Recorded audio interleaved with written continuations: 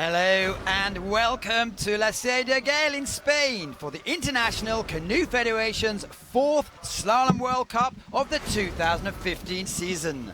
317 athletes from 49 nations are competing over the weekend in the 5 traditional classes at Parc Olympique del Segre, the location, of course, of the 1992 Olympic Games. Today we're going to be following live 3 classes. First of all, the canoe single men's, followed by the kayak single men. I'm Matthew Layton, and I'm delighted. Robin Jeffrey, Australia, Aaron Mann, USA. Hello. Let's try not to.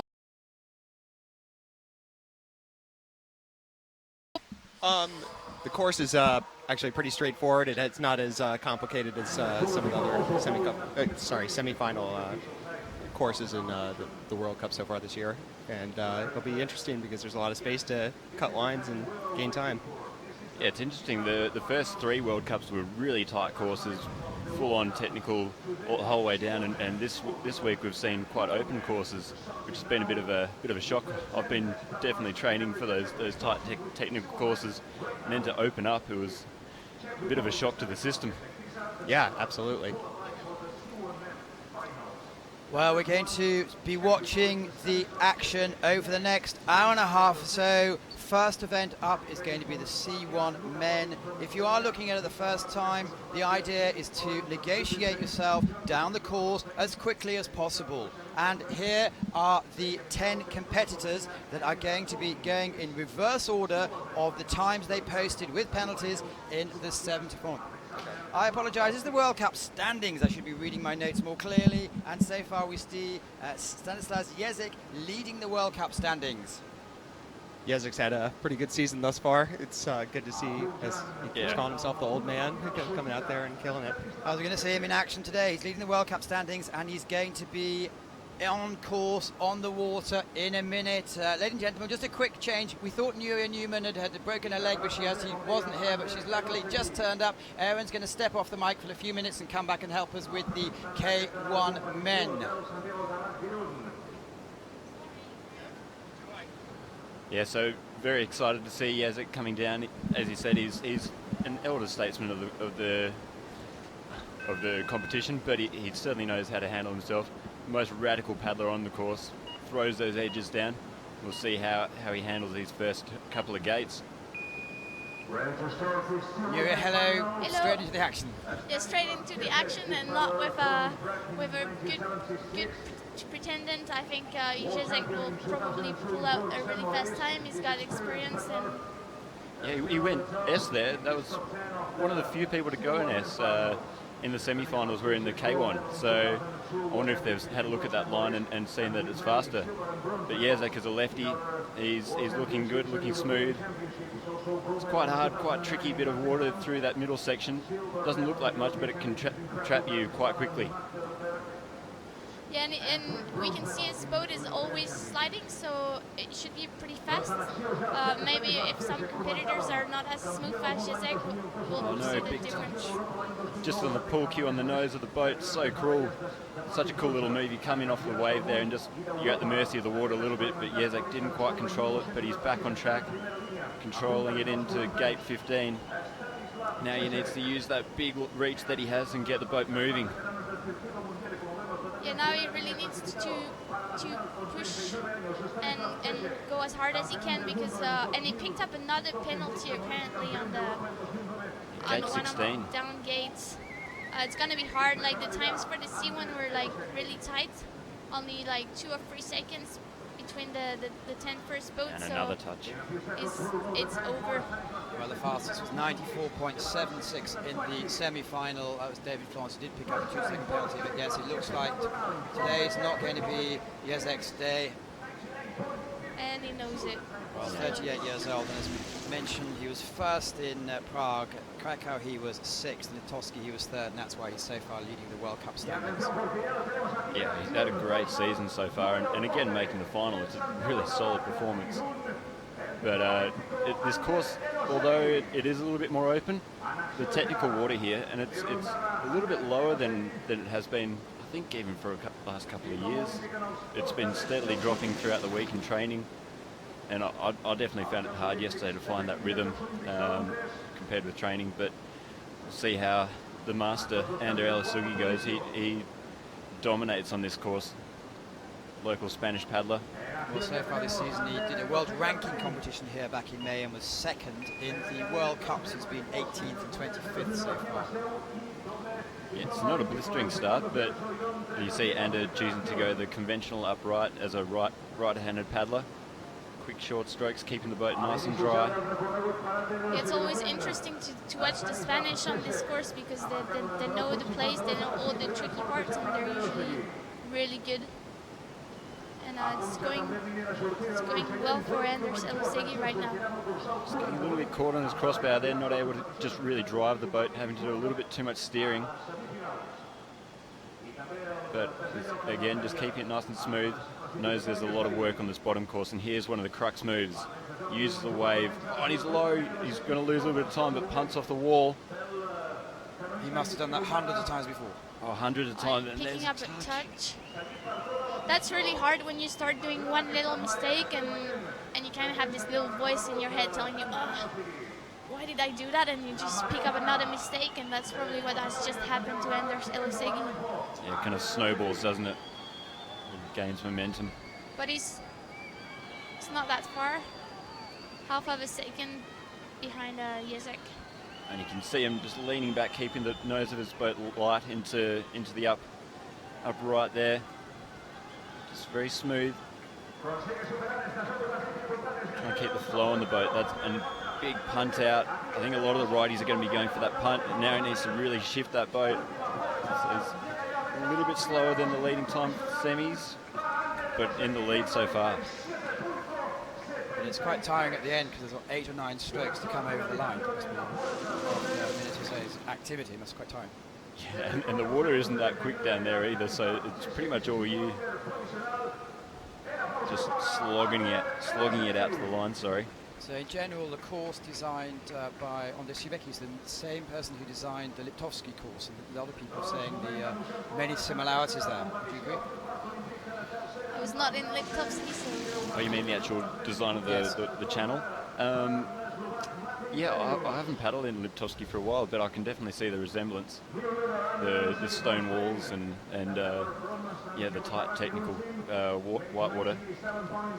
Well, next to go is Mate Benush, who is from Slovakia, so he might have some a little bit of edge there, but says he doesn't really like the court in Liptovsky, and obviously trains most time in Bratislava. Let's see how he goes. Yeah, well, remember last year there was a Slovak domination here, with Slavovski and Benush coming first and second, and Makin third.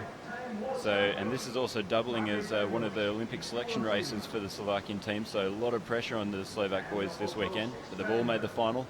Benush looking very smooth so far. Maybe a little bit more cautious than we've seen him in the first 3 World Cups, but clean and smooth so far. So the Slovakia qualification is going to be the best out of 5, and obviously at Makin, he thinks it's his place. Oh, definitely, he's very self-assured, Makin, and very tight there by Benush, but he claws himself back on line. Very tight little section, and you come in right on top, and you see Benush there just ducking and weaving to try and get himself a little bit of room to drive into the upright there. Does it nicely. Now as a righty, he's gone the upstream side for most of this section and able to drive. Yeah, he's giving himself like a lots of room, but his boat is always keeping the speed, and he's 3 seconds down on the split, so it should be an interesting run. That's comparable with the fastest times in the semi-finals. The Slovak competition is definitely going to be exciting to watch it and follow, because the 3 Slovak C1s are just insanely good. Here we go. I think this is going to be fastest time of the day. Oh, yeah. And he's happy with it. Yeah. Oh, He so knows stoked it. for him. Benush comes and stays with me in the summertime quite often with his young family. It's really good to see, and he's been just so focused on this Olympic preparation. So, great work, Mate. Can you say, as experienced paddlers, would it be best to be the first to go of the Slovakias, or does it not make a difference? I don't think it really makes a difference, but it's definitely good. Hopefully the other guys have heard his score and maybe thinking about that for his sake anyway. But they're very experienced paddlers, so I think they'll be fine. They'll know what they have to do to stick to their processes. Talking to Slavovski after his race last year, he was saying, well, he'd heard everything. He'd heard one was fast and the other was fast, but he said, heck, it's my chance. Yeah. Yzick hasn't really performed to his potential in the C2 yet this season, not made a final yet. Obviously, he's the world champion, but made a final, I believe, in Prague in the C1. Let's see how he goes. And he's gone for the S1. Yeah, he's one of those guys that's doubling up with 2 categories, and he's doing well, like, in both categories. We often see him in... Oh no! Tripped on his paddle and he's in. That is so shallow in there. I hope he's okay. It looks like it didn't touch any rock because he's like... Yeah. Keeps going, but that's a lot of time. Yeah, you can see a deficit of 1.8. And it's not too much. He's a super smooth paddler. He doesn't have the raw speed of many other paddlers, so he really relies on his technique and just keeping the boat running smoothly. So hopefully he can get back on track here. And that was really good. Yeah, well, much better than his semi-final. In his semi-final, he actually did gate 11 twice. He turned too early and had to go back around. So great effort to even make the final with that mistake. So he can go fast. He can go fast, yeah. See him, he's not really rushing, he's just staying in the flow. But he's a long way down now. I think that roll has been costing him a lot of energy because on the second split he's pretty far away. Yeah, it doesn't look like he's able to really grip the water. I hope he is okay and hasn't hurt his shoulder in that shallow section of water. Yeah, we saw many people like losing their paddle here. Bradley Forbes from the UK was pretty impressive. Yeah. Pavel Eigel also lost his paddle. It's really shallow here, especially for the C1s. Well, 7 seconds back, so that's not going to make the podium so far. 4 competitors gone, and Mate Benes. And he's pointing to his shoulder. That's not good. No, not good at all. Oh, I really hope he's okay. Never like to see that. Especially, yeah, Olympic qualification year. He's got a lot of work to do coming up. But here we go. Here's the main man, Mikkel Mardikin. In France, we have a joke. We call him God. Even what? Yeah, what about Tony? Well, like 2 gods, Tony and Mardikin. I've just spoken to Luka Bozic, and he said he hasn't hurt himself at all. Okay. Oh, that's good. That's great. Great news. Here we go. Here's God. Looking a little bit slow, actually, like having to drag the boat around. And again, he's having to wait. Nice tight exit, but he's in that slow water and he's having to really fight and scramble his way through there. But he's paddling hard, and it's something that we're not really used to see. Usually he's taking like longer strokes, so yeah.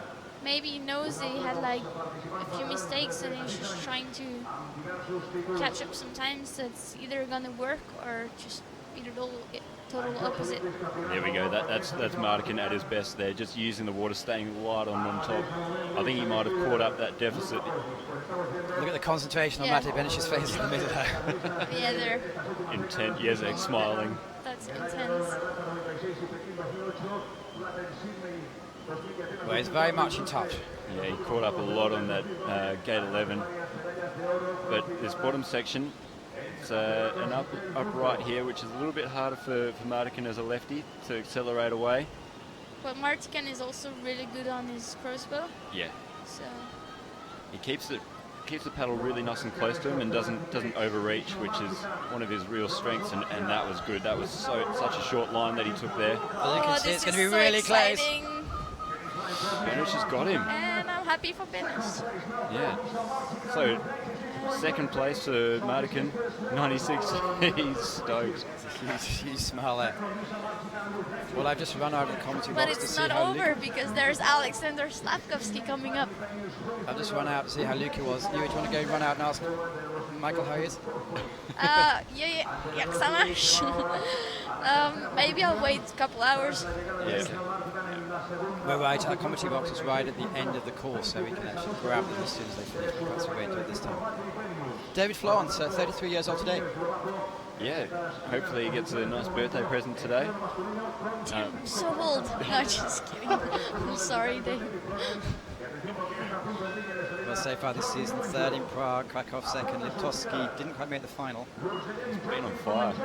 But he Obviously was, yeah, on this race he was crazy fast, like qualification, fastest time, Yeah, 3 fastest time in seconds. the semi too. And he's wasted a lot of With a energy this touch. morning running down, watching all his compatriots in the K1. Well, he's one of the fittest blokes going around, and it seems like fatherhood hasn't slowed him down either. It doesn't, it makes you go quicker. Well, you've got to keep up with the kids, I guess, so it's good training. But you can see him just, I thought he was going to be a little bit low there, but he actually saved that really nicely. And Dave, he's so strong, he can just tear himself away from the water and get back on track. As you can see, it's slightly down on the split. Not a sound, no one's rooting for the moment. Have to wait for the Brits to come back. Eerie, isn't it? Wait for the Spanish to come down. Wait for Geordie. Touch. Oh no! Picking up touch. And low. And That's low. that's a big time loss there. Well, in the semi-final, he was the only athlete to actually take a 2-second And it's penalty. very tight here, so It's a short line though, so he might have actually saved a bit of time doing that, but he just looks like he's scrambling a little bit but too much the here. boat is not sliding, so you're making up some time for like cutting your lines, but Yeah, sometimes it's not fast. yeah, And you're having to wait. obviously it's 4 seconds. Yeah. But if anyone can do it, Dave can bring the pain down this bottom section. Here we go, rating up. You can see that all the other guys were just kind of chilling through here using the water. Dave just fighting for every stroke. Well, I don't know who's looking after the baby because the whole family are down here. Here he comes. Yeah, unfortunately not his day. Finish. Come on, mate, smile. You're still in the lead. I think he's still nervous about Slavovski coming down. I would be nervous if Yeah. I had Slavovski coming down after me. Yeah, well, I mean, last year, Benish had a great run in the final and thought he had it. And like you said, Slavovski just absolutely pinned it. Got him by almost a second, so he's Slavovski, one of the best paddlers ever, I think, in C1. In completely different style to Benish. He uses a short paddle, whereas Benish's paddle, you can see it there compared with Makin. Just an absolute monster. Well, no one knows the It's course quite as nice well. to see them next to each other. Jordi Oh, Domenio, the local. local boy. Yeah, He here won comes here the a couple of noise. years ago.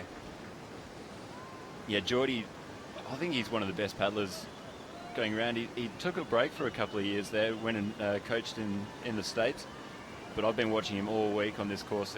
He just knows these lines so well as a local of Sao. Just having to wait there, but uses the top toilet bowl really nicely to flush him out, get back on track.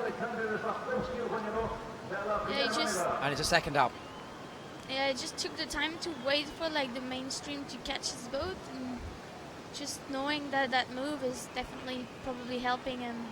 I mean, obviously he has a great feeling of the water too. Oh, no. And I had to say that for him to actually Commentator's curse. edge kind of the wrong way, saving the pieces, but that's gonna cost him some time.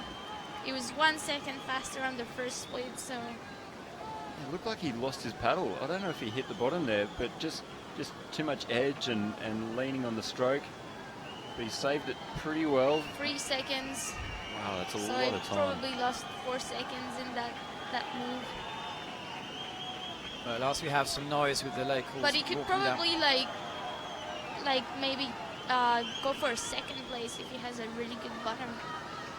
Second place would be 96. Oh so it's no! 2 seconds He felt off. again That's on not his paddle Yeah, and cut the stern, just touched the shore on that last upstream. It's usually not so good. no. No, so fourth place for Geordie. We have 3 speeches left to go. Nuria, you know the next competitor? Oh, and the next one is Denis Gargot. So it's been a tough year for Denis because he didn't make the team. But he still gets to race some World Cups, so I hear he might be racing Worlds, possibly. Possibly, because Martin Thomas broke his arm doing some skateboarding. Classic. But I think Martin, from the last updates, is doing well, so he should be racing in Po and in London too. Fingers crossed for Martin. It's his first year on the team, so it would be such a pity if he can't get to race the Worlds. Well, here we have a former world champion and doing the SR.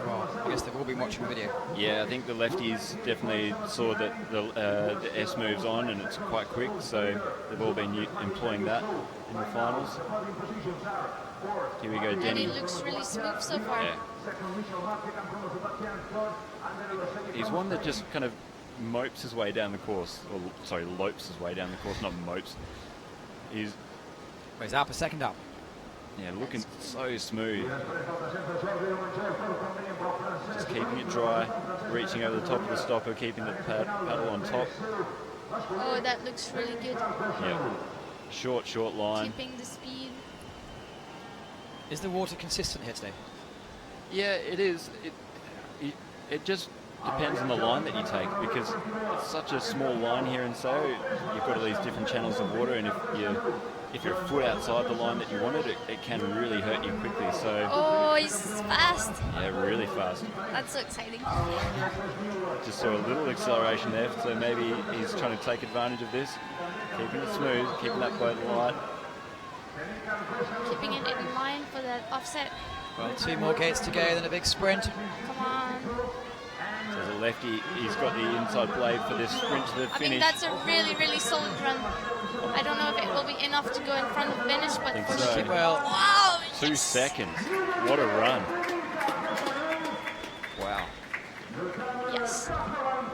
And yeah, he's secured himself a spot on the podium. Yeah, well, that'd be competitive with the kayaks, wouldn't it, from this morning? Well, they were 89.90, so not too bad. Yeah, definitely would have made And the he's final in got kayak. his family here with him too. Yeah. I think the ICF should start a little crèche. babysitting system. Saying that the other day. Yeah. Must be 50 little kids here. I've only got 3 of mine here.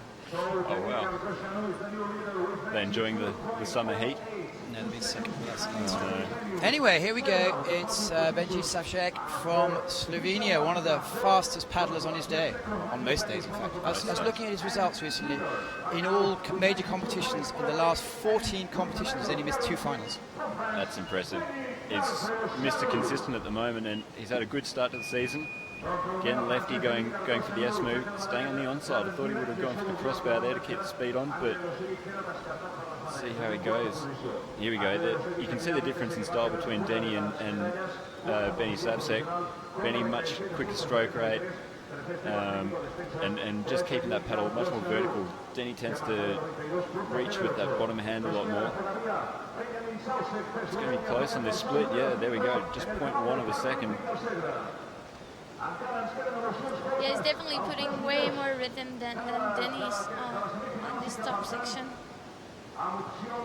So let's see if he can pull out a nice gate 11, which he does. Great work, but he's caught. It's really sticky water on the exit of gate 11 there. I think Denny has made up a bit of time on him there, so let's see how if he can come back. That was nice. Just sat up, used the rotation of his body to unwind like a spring there. Well, he's lost a bit of time, as you said. Yeah, he got caught a little bit on after the holes, like on the 2 upstream exit. It's hard because you want to like exit and you're like in some really boiling water. Still, he's in line for a medal at least. Driving the boat down, but having to do a little bit of steering, back of the blade, and falling on the stroke there, so not as quick as Denny in and out of the last up. Second position is 94.1. Just outside, so third position 95.03. You can see he's just a little bit disappointed. He knows he let that go because he was on a flyer up the top. Well, and now it all depends on the last one to go, Alexander Slavovski. So yeah, first Olympic selection race for the Slovak team. And if you were talking about being consistent, I think Slavovski is also really, really consistent. So I far don't this have season, the 6th statistic. and 10th, and second. He lost by a massive 0.02 seconds last time out. He was 1/100th of a second up at the split. That was a crazy final in Liptovsky with Nice. Makin. Well, he was last to get here last year and came through and won. Let's see if he can do the same. Let's go, Sasha. So you can see he's got a much shorter paddle. Holds his paddle, his bottom hand really low, so he's got really good torque on the blade. Oh, and he's going for the upstream. Yep, righty paddler. Righty paddler. Loves it. In and out. Keeping the boat dry. The timing on this course is so important, but there we go. Just going a little bit deep into the eddy, and that could be a little bit of a time loss. I think he just touched the rock at the entrance with his turn. Yeah, you can just kick you just offline just that little bit. Oh no, and he's hit gave 5 with his paddle. Really unexpected touch there. 50, he's been given a 50 now. It's been It's corrected just to a a 2. So. transmission mistake. But he's still 3.5 seconds off the pace now. It's going to be hard to bring that back, but as we saw with Denny, the time is there to make on Benush. So and looking really smooth out of gate 11 there. Nerves. Another touch. Oh dear. Yeah, it's really hard for them being in the Olympic selection as well as racing World Cups. It's Extra intense. stress. It's a whole different game once you add the extra pressure of Olympic selection. You can bring out the best or the worst, so unfortunately for today it's not looking good, but still, just watching how he uses the edges of his boat to drive in and out here, goes for the punt. He won't be in front of Benush. Martin was 96.23, so he's come 3rd out of the Slovakias. Yeah, so not too happy there. Not sure if he's not aware of the touches, but they were pretty obvious from what we could see. And Denis is winning. Yeah, gold for France. Good. Great work. So well done, Denny. Well done, Benush, on a win in selection, and congrats to Benny Savsek on another medal this year. Well, that's the first of 3 races. There's a pretty clear touch there. You can't negotiate, you can't problem about that. So, conclusion so far, stress is quite important in this game. Massively, that mental calmness on the start line and maintaining that through the race, so important. Something I definitely need to work on and learn from Benush. Maybe I'll have a chat with him after the race today, see how he did it. If you just tuned in, it's Robin Jeffrey from Australia. You had a couple of months away from the scene. Were you pleased to get back again? Yeah, I went back to Australia for the first time in like 6 years this year between the World Cups and these second a lot of World Cups, and really enjoyed going home and just getting in that home training environment, seeing my girlfriend. Hey Laura. Hello, just have to break off for a second, unfortunately. Goal goes to Denis Gagoshinu from France. Matej Benush takes the silver for Slovakia, and Benjamin Savsek takes the bronze for Slovenia. Martin 4th and Slavovski 9th. The reason I mention those, it's all to do with the trials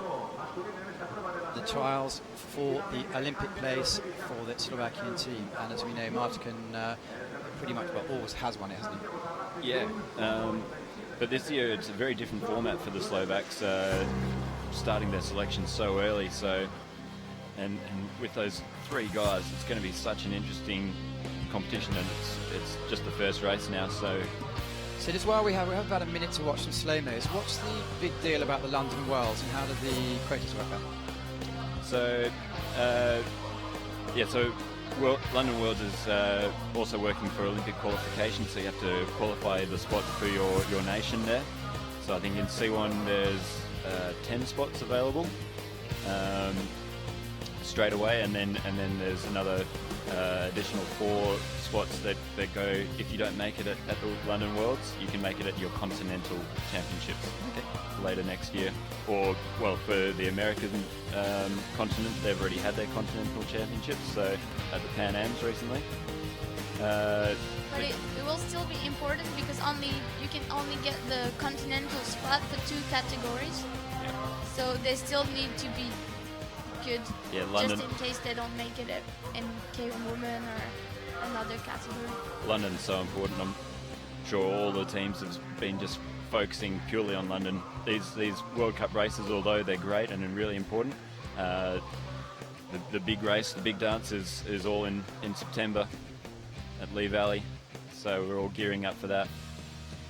Apparently, a lot of the athletes have been training there for the last week or so, and it couldn't be more different to the conditions here. So well done for having switched from massive deep water to slightly opposite. In a second to say, we'll have the latest World Cup standings coming up. It's the 4th of 5 ICF Slalom World Cups this year. The next week is going to be in Pau in France, so that's going to be fun. We all drive over the mountains. Yeah, everyone will drive there because it's so close, so it's good. Like on Sunday everyone will arrive like at a decent time. We won't have like a full day of traveling, and it's meant to be sunny, and I think the organization will be like pretty big.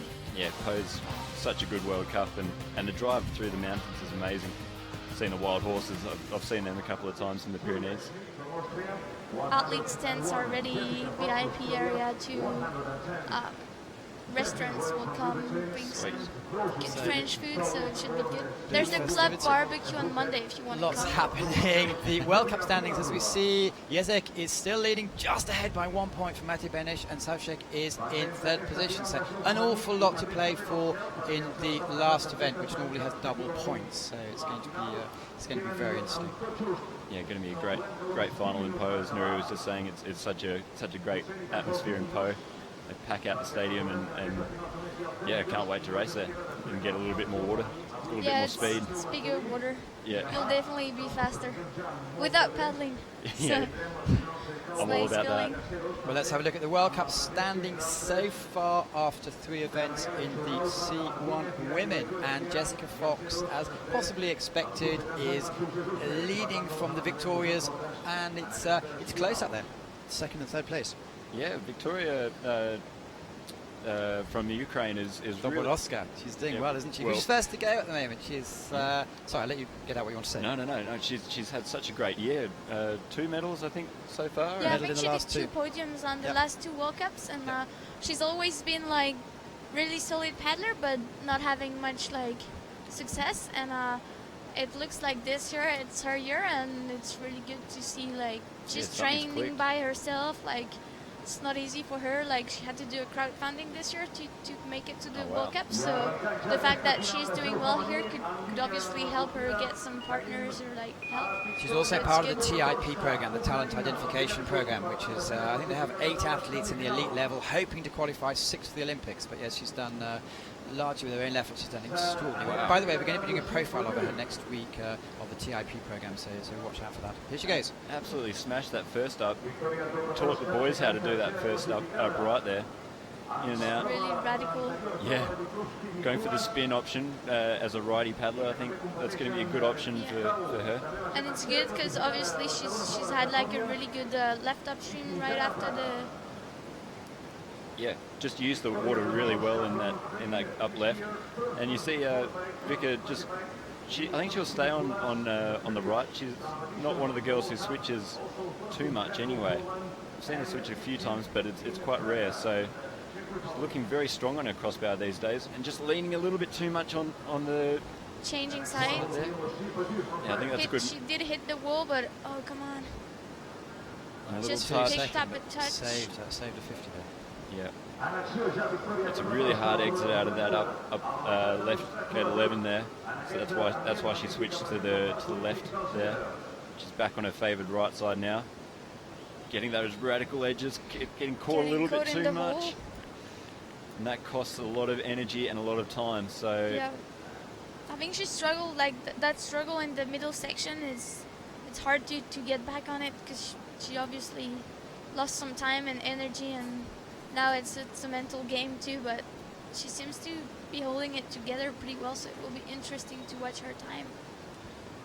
yeah, Well, I she think ma- the fastest time was 111. It was the local Nuria Villarrubia who had like a stunning qualification race already. But 3 seconds ahead of the field, isn't she? second was Jazz Roll in 115, and it will be. Well, she improved a semi-final by 2 seconds and has the same amount of penalties. So that's an interesting time to put down for the rest of the field. Yeah, you can see she's disappointed there. I think, as we can see on the video here, big loss of time, having to go for the spin as well. So it wasn't just the touch that cost her time there. Your Yeah, compatriot the again. next one is Lucie Baudu. Lucie's been really solid. Well, she the did past 50 last couple week, of didn't weeks. she? Did 50 in Liptovsky, which put her out of the game. Yeah, I've only seen her like training last 2 weeks in Po, and she's doing good. I think she's in great shape. One of many athletes that doubles up. Yeah, she's doing the K1. I know, but she's gone outside. Yeah, Did she get her head in there? She's I coming think around just to she's make coming sure. around to make sure. And that, of course, is acceptable. Yeah, recent rule change. You can now come back and even if you have broken the gate line, just to make sure. It's quite good to avoid like some judging being not too sure. Yeah, so smart move there by Lucy. But she's definitely lost some precious time here. She could probably make it up if she has a good middle section. Yeah, we saw Vika having some troubles through after gate 11, but she's getting a little bit stuck in some of the holes. I'm surprised she's switching to the downstream blade there, but does it quite nicely. Switching again. Oh no, drifting wide. I think it's just a question of confidence. It's always nice to have your downstream blade in the water. Sometimes it's not the most efficient, but you feel way safer. Yeah. You know, we saw Jordi Domingo with the upstream blade capsizing. I think that's what she was trying to avoid. Yeah, definitely. It's a confidence game, but I think the fastest paddlers will definitely be on their upstream blades and driving into that up left and then being able to hold the contact around that inside pole. Anyway, here we are down the bottom of the course. Really nice drive in, so she's going to get some good speed out. Just setting up a little bit early here and sliding, but it's quite a tight little move down here. Looks okay, but She looks really tired.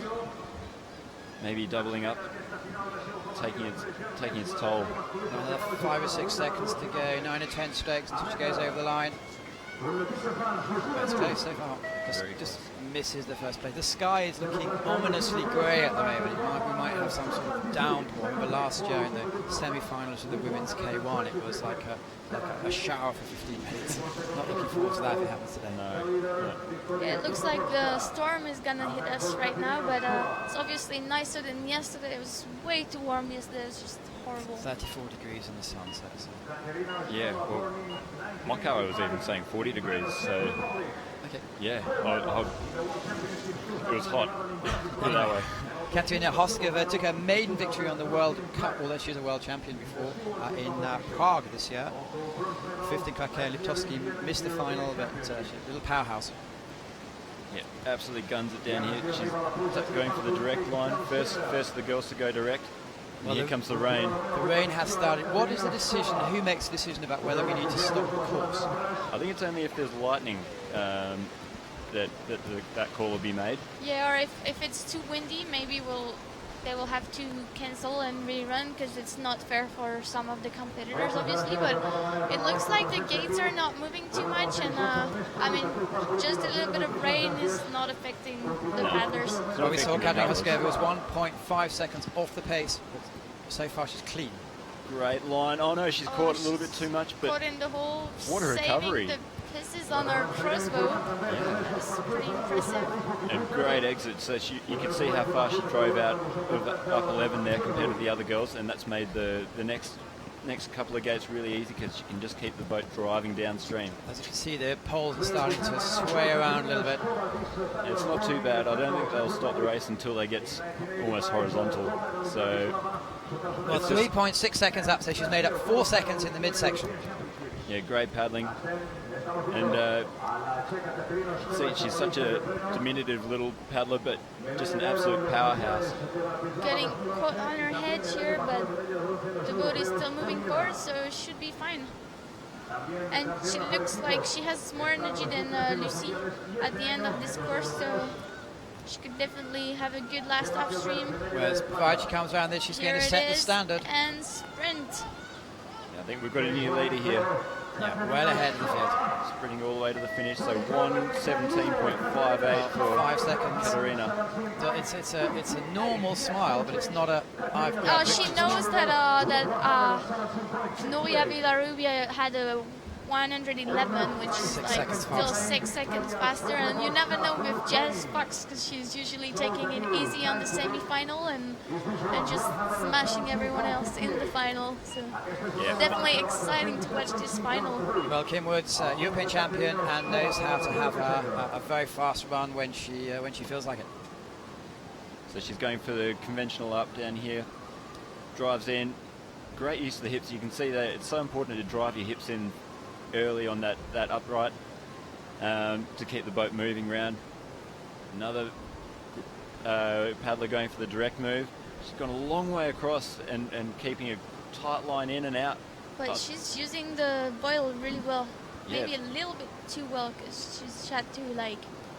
Almost had to paddle, turn back to the left. She's on the podium, second in Krakow, 1.7 seconds up, by the way. Maudie Franklin is not competing this weekend, so one in Liptovsky having a weekend off. Yeah, it's always hard to do all the races, so sometimes you choose not to do them all, depending on how you feel and what's the strategy of your team and federation. Super smooth there. That was one of the best runs we've seen through gate 10, 11, 12. So I think she's made even more time on Katarina there as the wind starts to pick up. But hopefully we can keep this run going. She's going a little bit wide in that upstream, but still keeping some speeds. But she's 3.4 seconds off of the split. That should be interesting. That will definitely be an interesting time. Yeah, and touch confirmed on gate 17.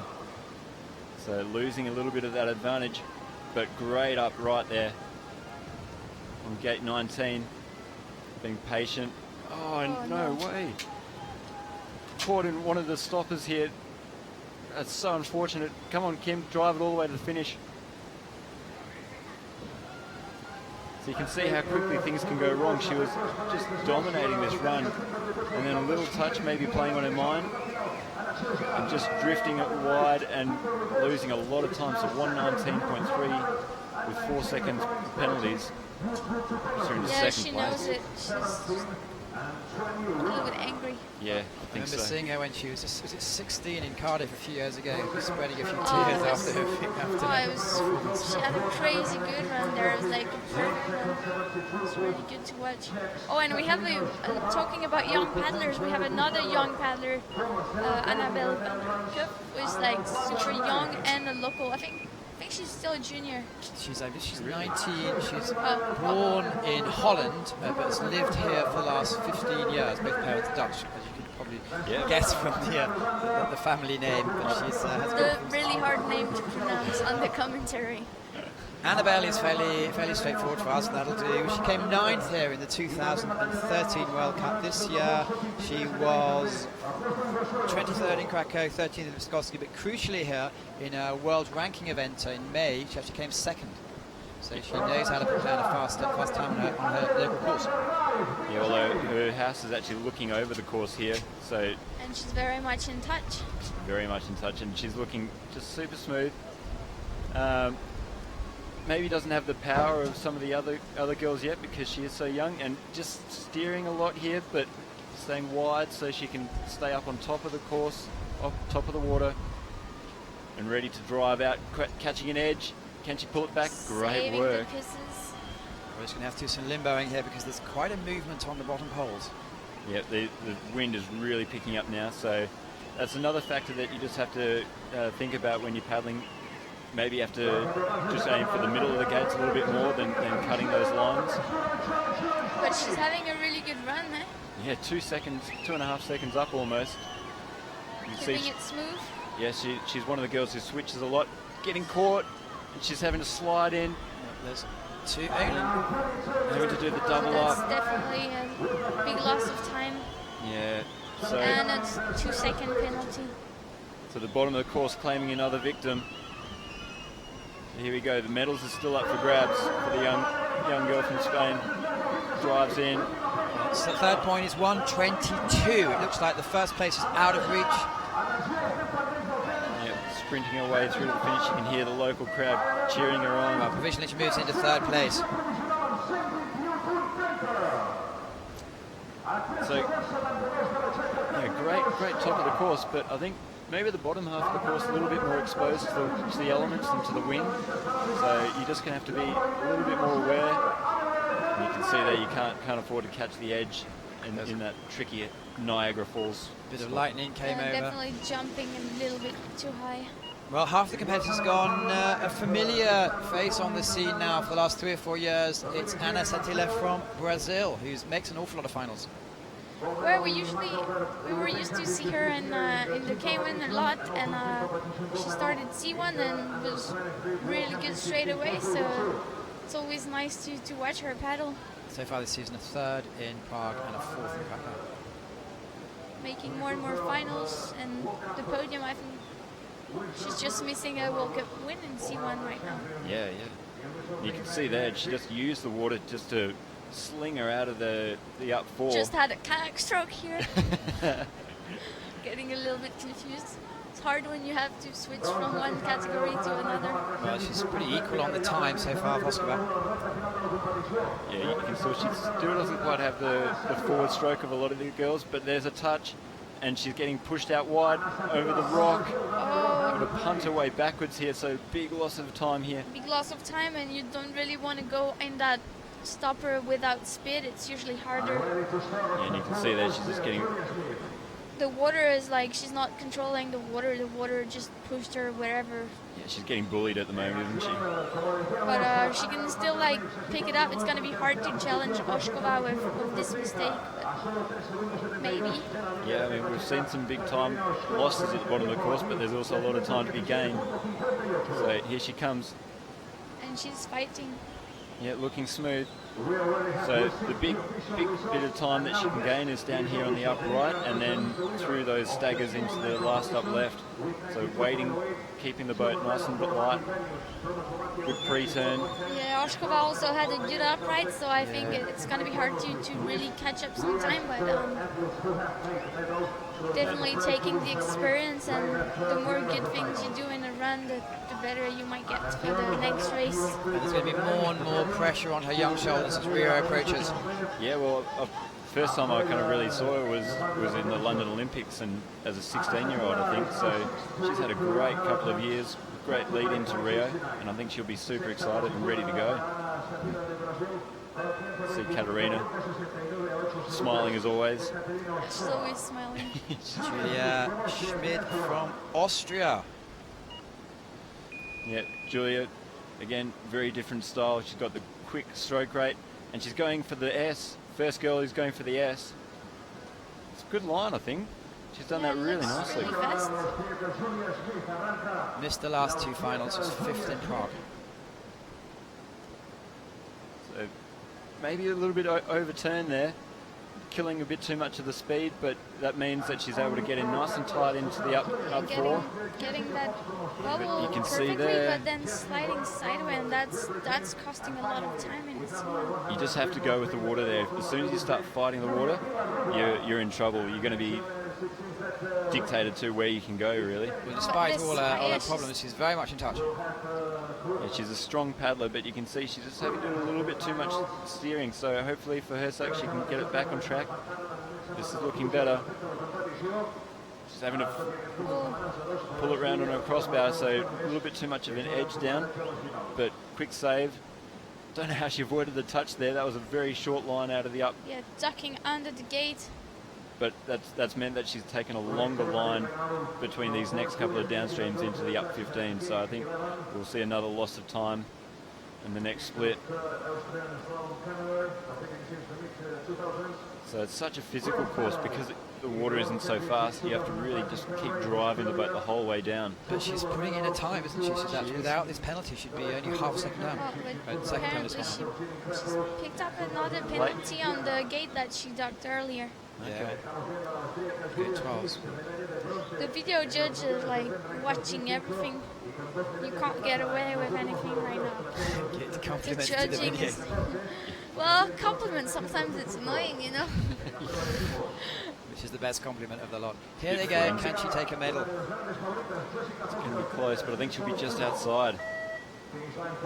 So ranked 4th with a 121.92. So disappointed.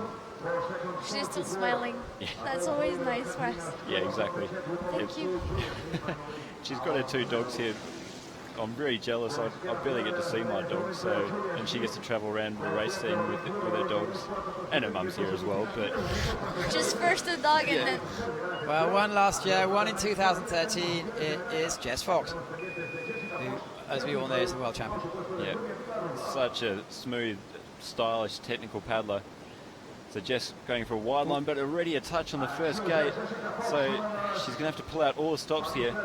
Jess switches more than probably most of the other paddlers, but that gives her an advantage in a lot of the other places. So going for the tight line in. Hopefully she'll use the water out. And a really good line out. Yeah. So you can see the difference there between her and Julia. I think just after touching gate 1, she's just like gonna start all the way down, and Yeah. she's very much in touch with a touch. Like you said, New, a few minutes ago, was that Jess does have an extra gear to miss them. Yeah. Yeah. Well, talking to her mum yesterday, and she's just saying how much she's drilled into Jess that as soon as you touch a gate, you just pick it up a gear and go even harder. And you can see that Jess is doing that here. Short line. That was the quickest exit out of gate 11 we've seen, almost out of both the men and the women today. But she's having to steer a little bit too much through there. Good switch. That's a nice up 15. So I think she'll be in touch on this second split. I think she'll probably... 4 seconds almost. Yeah, she's in touch. She's just in touch. Yeah, doing okay. But she knows that Nuria Villarubla is still to come. It was 4 seconds faster, so it's going to be interesting. Not much local support, unfortunately, for Jess. No, they're I all... think it's probably also because of the storm, like a few people went away and they're just coming back. Well, now it's just a case of powering over the line. Come on, Jess. I think this could be This really This could fast time. definitely be the fastest time of the day in the C1 women. By, yes, Wow, 110.51. By 1 second, but with a touch, so by 3 seconds, the fastest time of the day, and She's stoked. she's stoked. Yeah, great I mean, run. touching gate 1 and having such a great run right after, it's incredible. Yeah, that's a real kind of sign of her mental strength. So, great work there by Jess. Hopefully that's enough. I'm not biased at all, but hopefully that's enough. Yeah, by far the most complete athlete on the circuit. Yeah, I think so. In both K1 and C1, it's really, really impressive. Jasmine Royal, who is one of 3 or 4 very top Brits. Let's see how she gets today. Haven't seen that before, doing a little spin above the start line, but looking good in the first up anyway. So Yeah, Jazz, looking smooth so far. she's going for the spin. Little bit more of a conservative option, and then going a little bit lower, trying to use the fast water at the back of the eddy, and she's picked up a lot of speed out of the up 4 there. So we'll see how in touch she is with Jess on that first split. In fact, Well, she she's did. up. Yeah, because she didn't touch gate number 1. Of course. She's very much in touch, they said. She just 0.21 seconds actually off the pace. Still, she's up on the split, but not anymore. There's that Picking up touch. another touch, Just looking like she's not driving the boat here. Needs to.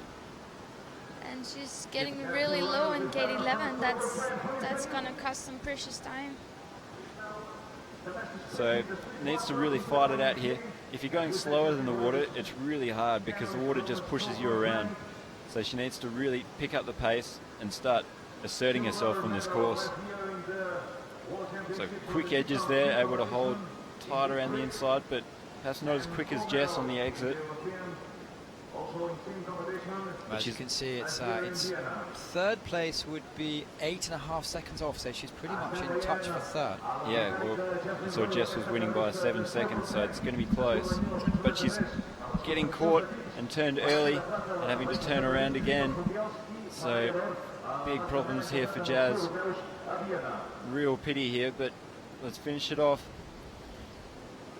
Just losing some of her concentration, and you can see the final just has that extra bit of pressure. Well, came around the last pace, he's touch, unfortunately a bit out of touch.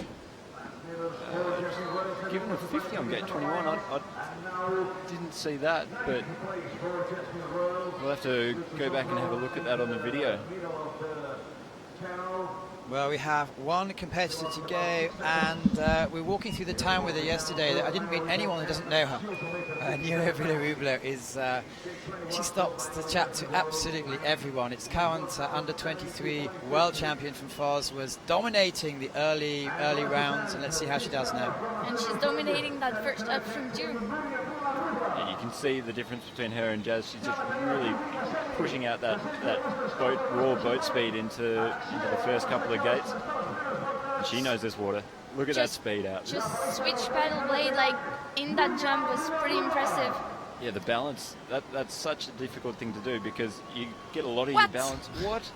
Oh, she's fast. If she can keep it together, it would be crazy. So let's see how she goes. She's really driving the boat through, keeping it nice and light. Ooh, a little bit heavy there, but the crowd is following her. Well, she was second last year. Now has the extra confidence. Yeah, quick switch, but she's tight. Picking up a touch. Well, that's going to make it interesting. And she's also lost a bit of time because Jess was so fast through there. She was able to stay on short line and keep driving, whereas Maria had to steer. But she had 3 seconds, and she's nailing that upstream again. That was impressive. So she's keeping the speed on down here. Let's see the split, but she's having to push backwards. Tight here. Well, half a second up so far, so it's really going to be exciting stuff. Again, just lots of steering, so Jess was able to keep paddling forwards here, and that's so important. But that is tight. That is amazing. That's really tight. So she's having to just wait, push herself through these last couple of gates. She needs to stay on track here. Oh, this is so exciting. And you've got all the local kids, the local club, everyone running. 1:08.51. She's not going to make it. You can hear the crowd now, and she's switching again. Come on. Oh, just outside. So super consistent. Her first time was 111.8. So close. She's just 900ths of a second slower in her second run, but great run, and congrats to Jess Fox. Another gold medal for the young Australian, through and through. I think it will be interesting to watch Nuria Villarubia on the next races because she also knows Pro really well. They've come and train here and they come and do the races, and she's definitely one that can go fast. Like she showed it to us. And New also has dreams perhaps of going to the Olympics. I think she's number 4 K1 boat at the moment. Thinks in her own words she's way behind Martino and Mylen, but she's going to give it a go. Yeah, I mean, the Spanish women's team in K1 is so strong at the moment, but I mean, Tokyo 2020 for C1 ladies is going to be really good as well. Well, Rob, we're going to say goodbye to you second. Quickly, your thoughts? Great race. I'm still so excited from seeing Jess win and Denny as well in the C1. Like, just what a run, and great to see these guys just bringing that speed and finesse as well from the ladies. So great work. Well, thank you very much. We're going to see the unofficial results. Robin Jeffrey's going to switch over to Aaron Mann. Here we go. It is Jessica Fox gold, Katarina Hoskova silver, and Kimberly Woods in bronze. We don't know what's happened here. Nura Villarubia has been given a 50. Unofficial results. It might be on the last upstream right where she was really tight, but I really thought she was in, but they will see. It's probably going to be a video judgment again. Well, we'll have to see what happens there. So there's no doubting that Jess Fox has taken the gold. We know Nura Villarubia has been provisionally given a 50-second penalty. We'll keep you updated as soon as we can. And you've had a chance to watch courtside. What are your thoughts so far? Well, if the weather holds up, then it should all be fine. When the gusts of wind were coming in, it was, as far as I can see, it was really affecting from gate 10 down, especially in the offsets. All the green gates, all the downstreams were just swinging back and forth, and it definitely would make a difference if you're coming through there with one plan and then you have to use different water. So.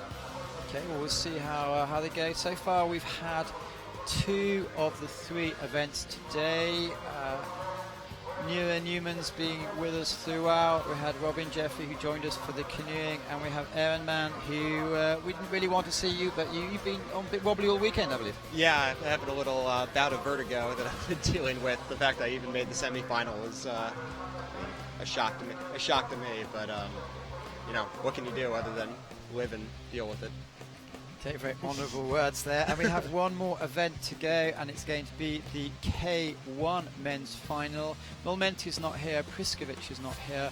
The German gang, first team, are not here, but there's still some cracking athletes taking part today. Well, not having Momenti here just means that potentially a gate pole won't be swinging as hard as it was in Krakow earlier this year. But he didn't get a penalty there when he tried to break everything. No, they gave him a warning. So just so everyone knows, from now on, you choke up and you take a full baseball swing at a gate pole, it's gonna be a disqualification. Which is fair enough. Sometimes you get angry and You have to let it go some way, just not that way. It was a durability test. I mean, look, now we know the poles are strong and they're not going to snap in case somebody hits them very hard. I wouldn't like to get hit by Momenti. It's so strong. Well, here in 2012 at the World Cup, Etienne Dye beat Fabien Dorfler and Vivian Comblier was third.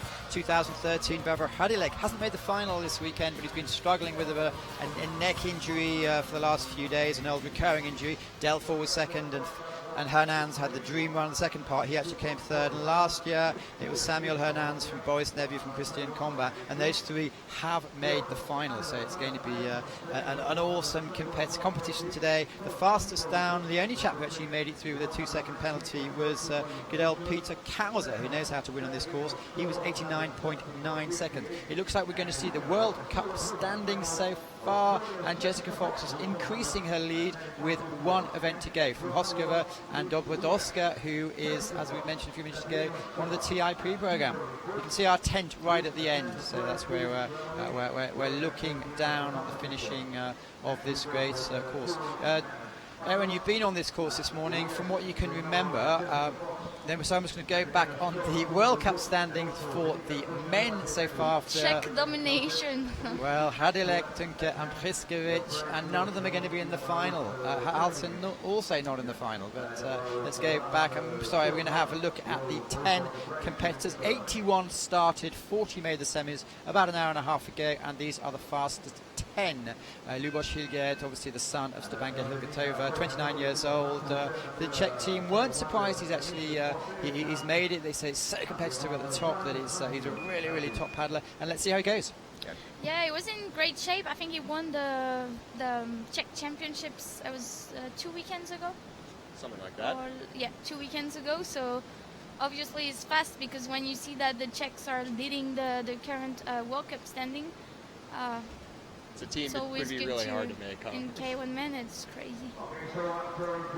Actually, in every single category. Yeah, got him. Trying to make the Czech team definitely would be hard. He's going pretty smooth and clean thus far. Putting a lot of rhythm in his forward stroke. And through this section, you just have to be nice and clean. Keep your stern out of the water. And you didn't bother going around this skate earlier? Well, pushing off the wall, that's definitely an interesting strategy. With a little bit off, not controlling so much on the exit, and definitely tight on gate number 12, but he's going away with it, so it should be interesting. The fastest time was 90.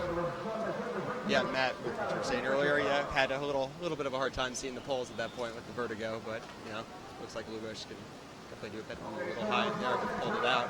It was too high and the boat stopped in the last upright, so definitely gonna lose some time, some precious time in the K1 men, because it's usually one category where the field is really tight. And, Same thing in the it's last gonna be hard. Same thing in the last up, coming in a little high, killed the boat speed, and then hit his stern on the way out. But Well, that would it wouldn't be enough. Would he put him in the top 5 of the semi-finals? It's he certainly needs to. No, 92 was like Lucien. It was 7th.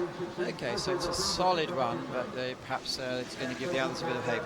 yeah, well, he luckily seemed not to have any issues with the wind on the way down, and I mean, just now casting, looking outside our tent, it looks like the clouds are clearing up somewhat, but that doesn't mean the wind will stop. So if it picks up later in the class, this might end up being an all right run. Well, Vit Prindis next to go hasn't made the World Cup, World Championship team because I believe he was injured in November, was it, in London, and he's still on the way back. Yeah, had a Yeah, he had shoulder injury in November, and he's took more time than expected to get back, and I think he's back in shape now. I've been paddling with him in Bourg-Saint-Maurice before the course was collapsed, and he looked really good. So someone to watch on the next 2 World Cups. But one of the fastest paddlers out there on his day. Oh yeah, he doing the 4 runs at the Prague World Cup. He would have been in the final with his time, so he's definitely a strong paddler. Excited to see how he's going to do these ups. He's got a mixed technique between the way the Czechs paddle, with it's a little more extreme, being tight on the poles and doing sweep ups. He does those, but also has that solid conventional technique where he'll come in and just do things like half a second up. Yeah, faster than Lubos, and we saw that Lubos had a really good top section and lost some time probably in the bottom section. So if Vitz can have like a good run, he's pushing on the wall too. Yeah, got interesting choice. Makes the exit a little bit hard, but I think it was better than Lubos on that gate combination. Let's see. Ooh, crush that. Flying through. Got to keep the run. Where's he going to be on the split? Well, it's over a second up so far. Just yeah. 1 second hep, so if he can have like a good bottom, it should be like a really challenging run. And it looks like he's taking the wider line than Lubos and keeping the boat speed before that last offset, so it should be interesting to watch. Yeah, you can just bleed time away in these offsets if you're not on the water. If you're either paddling through touching the wall on that last one. Powering over. Really annoying. Well, he goes into provisional first place. No. Second place, just also. That last upstream that cost a little bit. And Vitz, part of the road trip. It just showed his sticker. He's doing part of Vavra Hadilek's blog. Yeah. That Kira Heto is doing some wonderful filming on. So have a look at check out the blog to see what's going on. I guess you had a private session with them all in Po. Yeah, all the sessions were booked, so we couldn't really like paddle all together, and I was able to book one session for an hour, so it was good. We had like many paddlers that couldn't paddle otherwise on the water, so everyone was really happy and it's fun. And you had bizarre rules, I believe. Anyway. Oh, yeah. But everyone crushed it. Joe Clark has masses of potential, has some interesting results so far this season.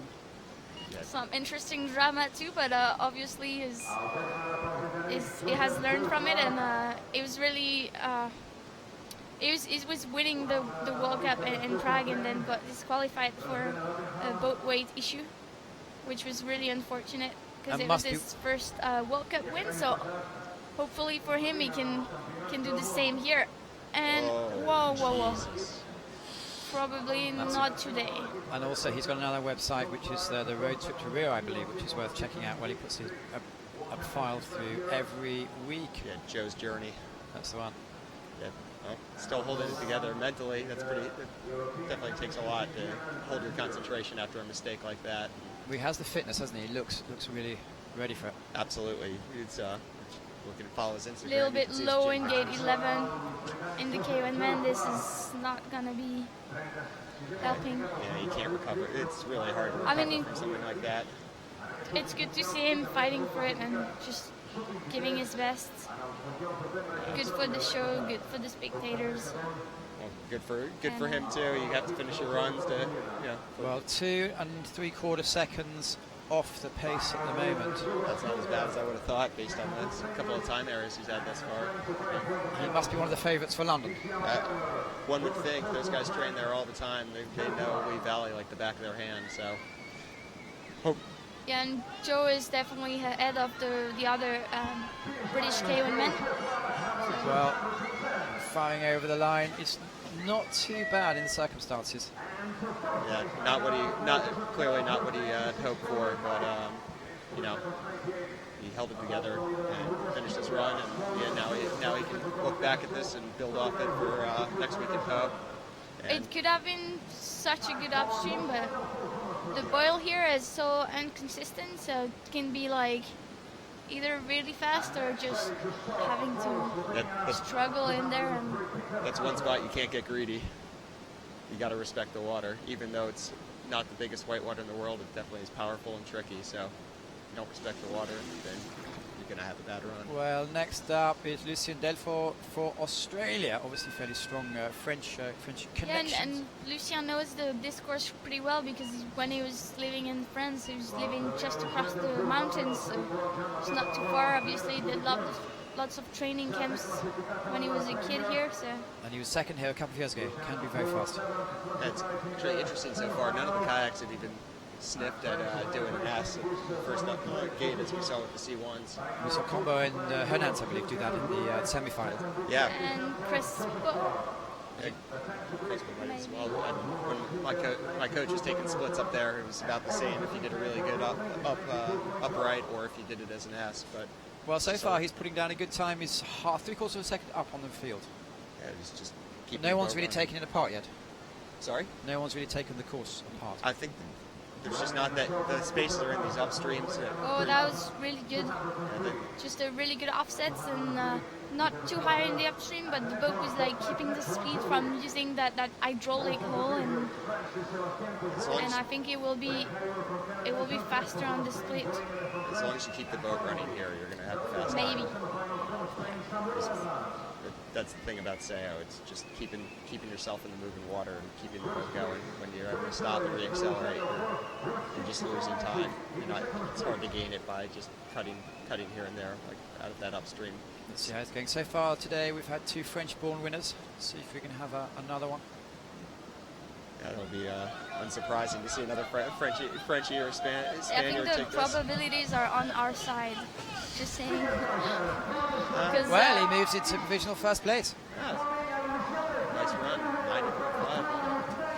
I don't know. He still has to contend with the man who won world championships here in 2009. Peter Kauser was the fastest pure time in the semi-finals, although he did have a 2-second penalty. Well, that used to be Kauser's MO before he won the worlds here. He would have the fastest time plus a couple of touches. But Just to keep you updated on Peter Kauser, clearly he put his shoulder out in London, the first World Cup of last season, and he's been slowly coming back to progress. He took his first podium 5 weeks ago, the last event, which is Liptovsky, so he's certainly on the way back to top form.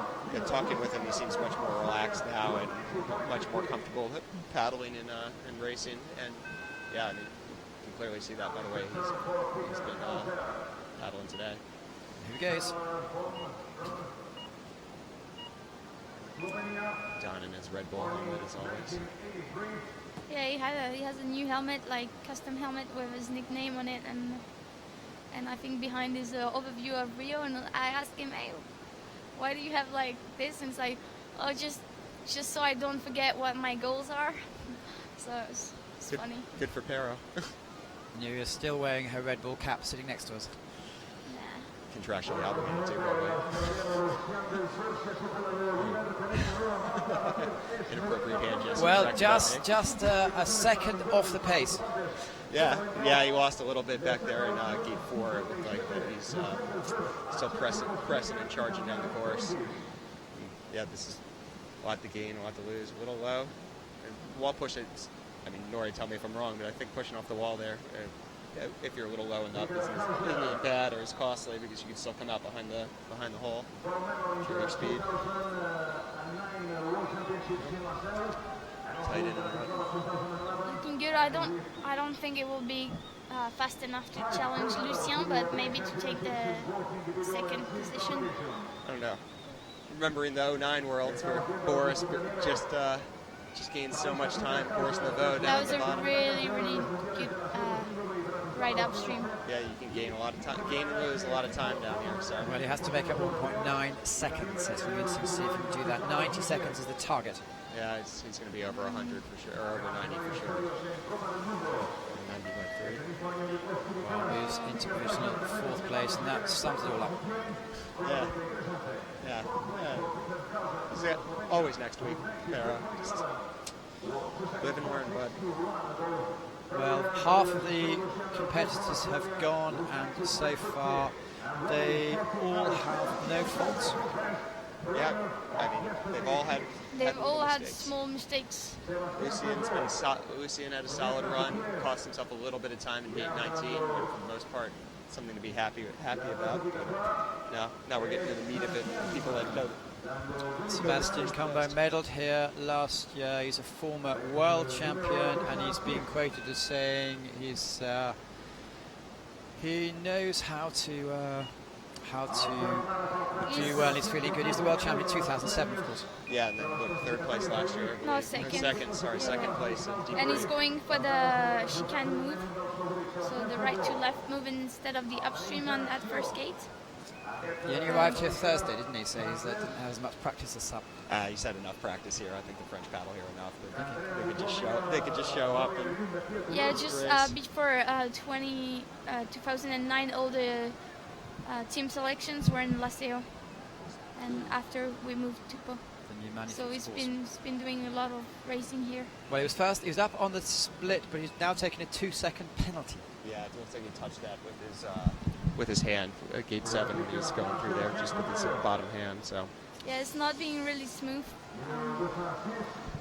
He's a light paddler, and I've seen him like having better lines, and it seems that his boat is like moving a little bit.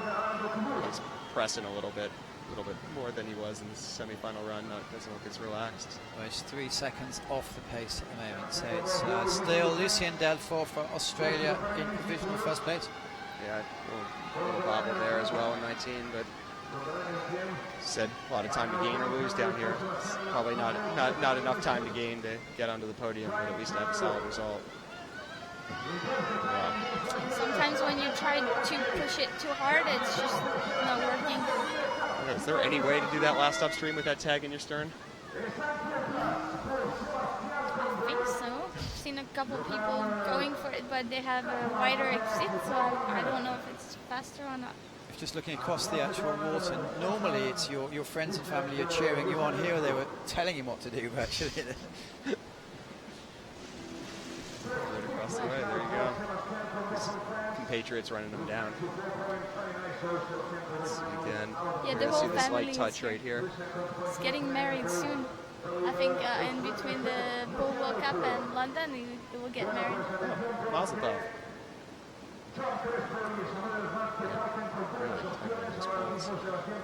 Next to go, it's for my money, it was probably the most exciting run of the semi-finals. It's going to be Ben Hayward. He looked like he was on a rodeo horse almost coming down the course. All delight at the end.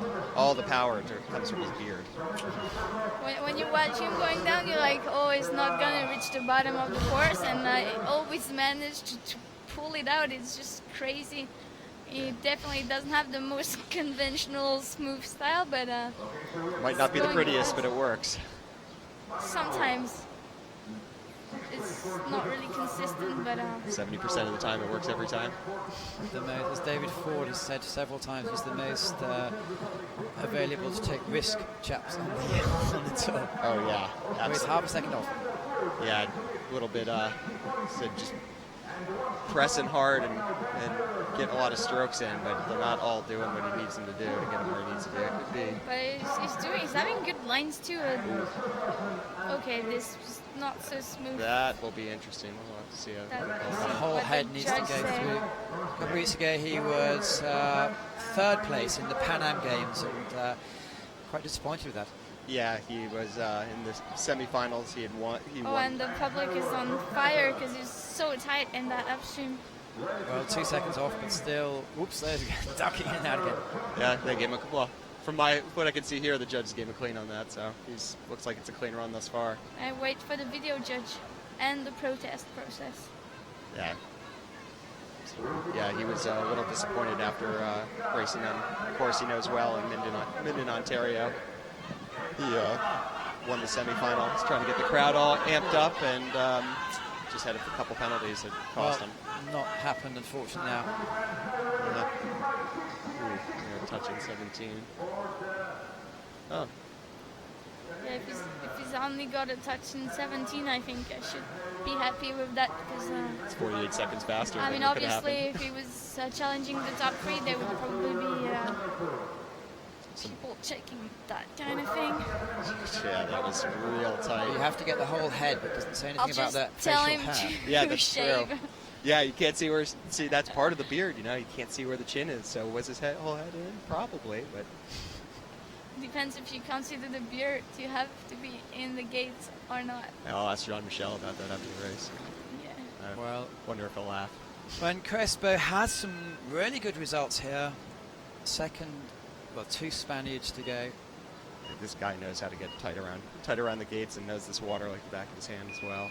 And we saw Boris and Samu had like some pretty conservative runs, but Johan Crespo was like taking some really, really tight lines in some of the upstream, so it should be interesting to see what he does in this final run. Also doing an ass up in gate 1, or chicane, or however you want to call it. Made the final in Going Liptovsky. a little bit too far. Yeah, a little wide out there. Still keeping the boat running. You can see he's definitely going to be a little back on the split. He is 0.63 back. But he's a local, he knows that you'd rather go a little bit far than trying to fight that water from that's really weird bubble. Yeah, I mean, watching the C1s and then, ooh, that was quick. Looks really good. Watching the C1 semifinal, I remember seeing Benny Savchek up at the top. You know, he was about a half second down on everyone and gained it from the rest of the way down the course, so it's totally possible. Ooh, that was tight. Well, it's going to be very close. Oh, it's 3/4 second up. Yeah, see? Don't matter how you start, matters how you finish. 2009 Worlds, he was 8th here. Then the World Cups, he was 7th, 13th, 8th, 12th, 13th, 14th. Here we go. Little bit, maybe lost a little bit of time in that right upstream, but not much. So. Well, has the most support we've seen so far. And he's not touching the wall in that last lap. You were wondering. Finally, but he's coming a little bit down the left, not in the fast water. I'm a little surprised by that. No, he's out. Yeah. Second. You happy with it? Second. He could have had it, I think, if he had peeled out a little wider at that last up. The current's a little faster down the right side. I don't know if it was 0.4 faster or 0.38 faster, but still, great run. Juan Crespo. And there's a popular local result. Yeah, he's definitely got it. Got the crowd happy and on his side. Some fun here. Yeah, just kept that boat running to the tough offset where people were sliding out in 12, 13, 14. Well, Lucien Delfour has himself a medal. However, we have Boris Nevieux and Samuel Hernans, who were first and second here last year. The reigning world champion, who sat out last week, I believe. And European champion too. And European champion too. Just saying. No, it's great. No big deal. Trains with Emily Fair, so obviously they're doing something correctly. Paddling fast and winning medals is He doesn't look stressed, does he? No, he's always like just even keeled. good to go, like ready and always very solid, like throughout the races. Is really, really impressive. Nice little tight exit there. I mean, it's quite nice to see him and Samu racing together because they're like really good friends. They had kids at the same time. They were like training together when they were younger. But the local crowd are showing that they're worried. Yeah, just a little quiet out there. Just no noise. Yeah, it sounds. They're getting ready for Samu, obviously, but doesn't mean Boris won't go fast. Sounds more like a tennis tournament And than I a can kayak see that race. the Frenchies are like running, so some located noise, but some noise still. Well, we'll see. He's coming into the latter section of the course. And Getting I a think little it's bit going to be. stuck in that Wait, that second up. the upstream, but still. The smile on Lucien Delfort's face is a bit strained. Yeah, this is where, I mean, this bottom part of the course is where he got his silver medal here in the 2009 Worlds by just killing it. So see if you can crush it once more and walk away with another medal. Well, one gate to go. Successfully round that, and it looks like he has time. He's going to easily take the fastest time. 89. Yeah. 1.44 seconds ahead, and shows his delight. Pretty good.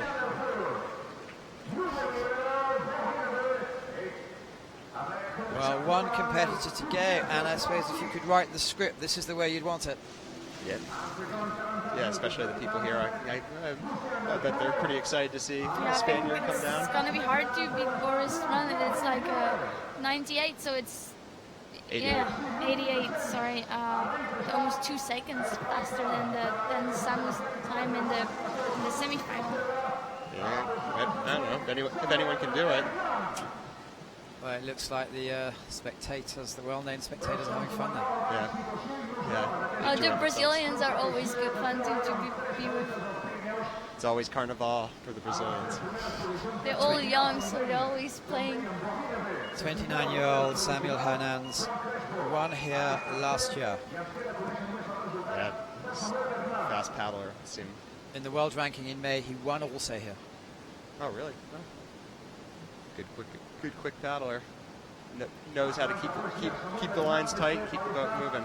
Looking fast so far. Using the water very well here. Absolutely. Coming through. Just got to keep the boat running through this. Well, it's half a second down. So far in the finalists have gone top six have gone clear. Yeah, but as we've seen before, this bottom part, there's a lot of time to gain. So from taking some water in the face isn't going to help his speed. But very tight here. Yeah. We'll have to see what the judges say, but it's obviously pretty fast. Absolutely. Still lost a little bit above there by not keeping the boat on top of the water before gate 10. But that'd be interesting there, because at the moment we have Johan Crespo in third position. So you gain back a little bit Very of time. much in touch. Yeah. So. Do you appeal or do you not appeal? Spanish will not appeal. But the Czech would probably. Lubos Hilgert's in fourth at the moment. Yeah. Or who's third? Well, it's Crespo, so it'll be interesting. That's a bit slow off the edge. He needs to really build up the pace. I think it'll be sub 90 still. Yeah. Well, just back. Well, it's just the reverse of the situation we saw last season. Yeah, wow. There might be some regrets out there. It's a good little competition between two best friends. Absolutely. I don't know how the world ranking, I can't remember how the World Cup rankings were stacked up based on what you showed before, but the only way I could see somebody inquiring about his gate 11 would be if it made a difference in the World Cup standings at this point. Just don't see teammates doing that. Or to one Lucien. another. Or Lucien. Well, Lucien's... Lucien has a third place, I guess. Well, we'll have to see. You're allowed Not to Lucien, appeal. the Australians, or just no appealing. The video judging can just make sure to check and make their own decision. If they're looking at the angles we're looking at, I would say that's inconclusive. So they have many different angles now. So. Well, they have sometimes fixed cameras. They have 3 angles. You can't have the perfect, because you'd need cameras above, wouldn't you, to actually have the perfect. But here we have an appeal for Ben Hayward. I'm not sure that would make a difference. But looking at the results so far, it's Boris Nevu takes first from Samuel Hernandez from Lucien Delfort. Maybe it would make a difference for Joseph Carr on the current standing. yeah, the World Cup rankings. Okay, we'll have to see how that pans out. Oh, results here. You got. He's showing on the official results disqualified. But that must be what his appeal. Ben Hayward's they're showing is disqualified. That must be what his appeal's about. I don't know if it had something to do with his boat check. He did just get a brand new boat, so it could be another issue with weight. K1 men's can be so stupid. Yeah, no, he was paddling Mike Dawson's boat, and then he switched boats about 6 times this year, but now he's got the Bavara cut of the Tic Tac, which he seems to be enjoying. Okay, well, tomorrow we are going to be on air half an hour earlier, and that's going to be to watch the K1 women, and then we're going to watch the C2. And you, are you feeling good? Yeah, trying to. Just. She says, We'll leaning see. back and stretching and yawning a little bit. Yeah, of We'll course. see. You has made it into the semi-finals, which is good news. You're going to just about see the World Cup standings of the K1. Show us the standings. Well, it's going to be. That usually works on TV. I thought, come on. I guess about 40 seconds Yeah, to that's go, but let's on have a look at some American of the. TV. We're not in America era. Just. So to summarise Don't today, cry. what's do the women need to take away from this tomorrow? Well, There will be mistakes, so Be mistakes, but- don't freak out if you have a mistake. Just carry on and. don't watch Maya and just stay with your own plan because she's Yeah. going to go as Don't fast watch as the men. Maya Lynn. Who won? I'm clearly really last happy. year. I'm obviously going in front of her, and I can watch her when I'm done paddling.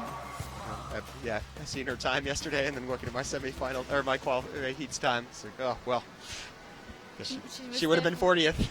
Well, she did the same in Krakow in one of the heats as well. So clearly, Olympic bronze medalist knows how to put a fast time. Here are the World Cup standings after 4. It's Vera Hradilek who still has first place, well ahead in fact of Boris Nevu, Andre Tanker, and Joe Clark is Peter Kauser are fighting for 4th position. It'll all be resumed and finalised next week. Yeah, it'll But be, Mathieu Biazizo and Lucien Delvaux are not too far. yeah, and it'll be interesting, especially since the World Cup Counting finals in double, France. it's just Oh yeah. now all the top 10 could actually get away with the overall standing. Absolutely. Oh, that was a fun day of racing, huh? Yeah, it should be interesting to watch what's going on tomorrow.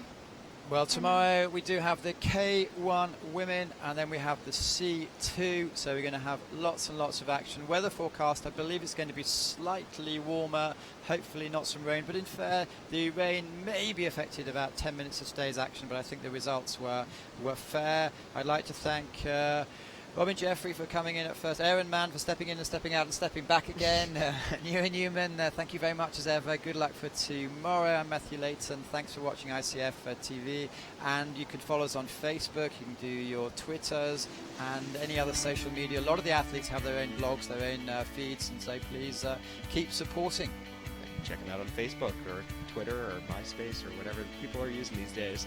Thank you very much, and we will see you tomorrow. Yeah, Thanks, Matt. see you.